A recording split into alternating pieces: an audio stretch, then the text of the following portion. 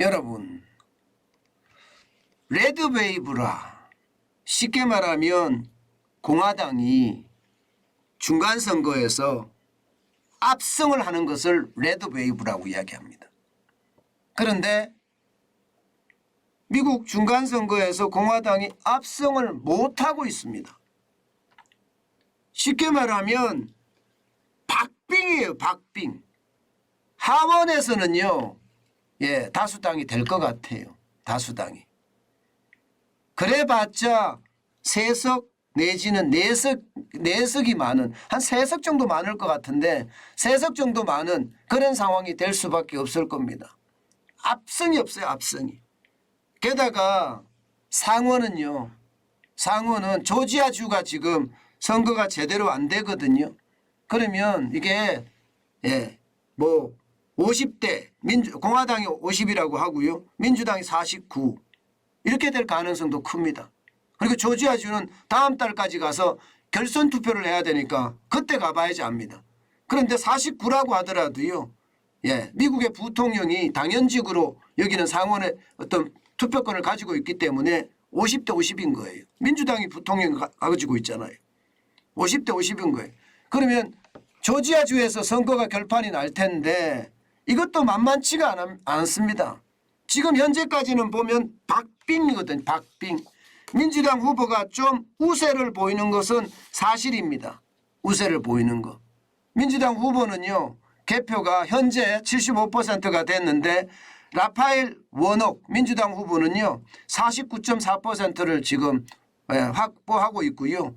허셸 워크 공화당 후보는요. 48.5%예요. 결국 이게 다음 달 6일에 결선 투표를 하게 되는데 결선 투표를 하면 민주당이 이길 가능성이 굉장히 높죠. 민주당이 이길 가능성이. 그렇다면 여러분 결국 미국 시장에서는 이게 압승이 없기 때문에 정치적 혼란이 앞으로 더 커질 거다.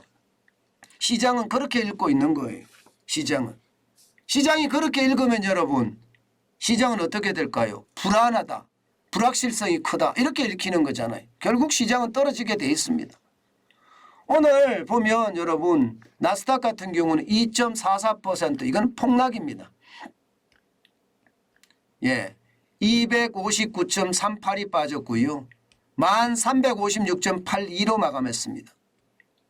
일반적으로 중간 선거가 끝나고 나면 뭐 계속 올라간다 이렇게 이야기합니다. 물론 오늘 하루 떨어진 걸 가지고 내일도 떨어진다 모레도 떨어진다 이렇게 이야기하기는 성급한 면이 없지 않습니다.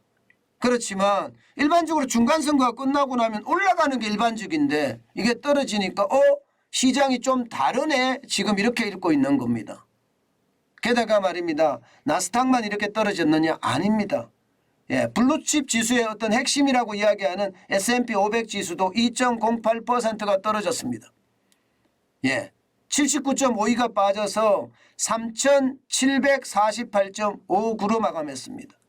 보시는 것처럼 나스닥하고 비슷하게 장 시작과 동시에 떨어지더니 장 끝으로 가면 갈수록 더 많이 떨어졌죠. 나스닥도 더 많이 떨어진 것처럼 S&P 500 지수도 더 많이 떨어졌습니다.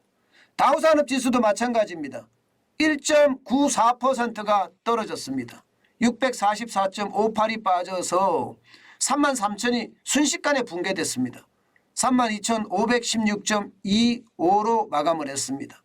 마찬가지로 장 시작과 동시에 떨어지기 시작하더니요. 장 막판에 가서는 굉장히 많이 떨어졌습니다. 이것은요. 정시의 불확실성이 엄청 커졌다는 거예요. 그만큼 말입니다. 시장은요. 지금 미국 시장에 대해서 어느 한쪽이 압승을 하지 못했기 때문에 결국 시장의 어떤 불안감이 더 커진다. 이렇게 정리할 수가 있을 것 같습니다. 자, 이렇게 되면 이제 시장은 뭐가 지배할까요? 시장은 결국 말입니다. 지금 금리를 올리는 거.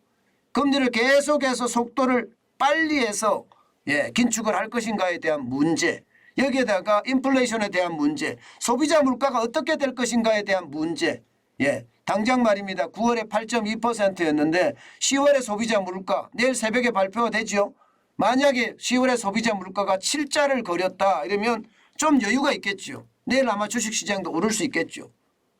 그렇지만 다시 팔자를 그렸다 이러면 이것은요 시장에 또 한 번의 충격을 줄 가능성 굉장히 크고요. 여기에다가 우크라이나의 전쟁 이것도 아마 시장에 다시 큰 화두가 돼서 시장의 관심을 많이 받을 거다 이렇게 생각을 합니다. 결국 말입니다. 미국의 중간선거가 끝나고 나서 시장에 어떤 호재가 있는 것은 아니고 오히려 불확실성만 깊어졌다. 때문에 미국의 금리 인상과 소비자 물가의 어떤 변화 또한 이 우크라이나 전쟁이 앞으로 시장의 어떤 큰 힘을 좌우할 거다. 이렇게 지금 분석하고 있습니다. 여러분 시장은요 워낙 변화가 무쌍하기 때문에 당장 오늘 떨어졌다고 내일 또 떨어지는 것은 아니라는 것 아마 여러분도 알고 계실 겁니다. 그만큼 변화의 변화는 앞으로 굉장히 큰 이 변동 요인이기도 할 겁니다. 변화의 변화는요. 그만큼요 미국의 금리 인상이나 여기에 따르는 물가 또 우크라이나 전쟁이 영향을 많이 미친다는 뜻이에요. 여러분 시장이 너무 불안하죠. 이럴 때는 진짜 조심하셔야 되는 거 다시 한번 제가 말씀드리겠습니다.